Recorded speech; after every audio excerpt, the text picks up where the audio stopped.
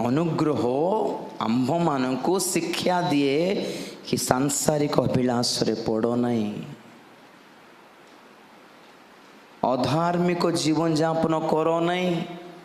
तो केमिति करिवार एई संसार रे सुबुद्धि धार्मिकता और भक्ति भाव सहकार जीवन यापन करी प्रभुंकर गौरवमय प्रकाश निमंते अपेक्षा करो।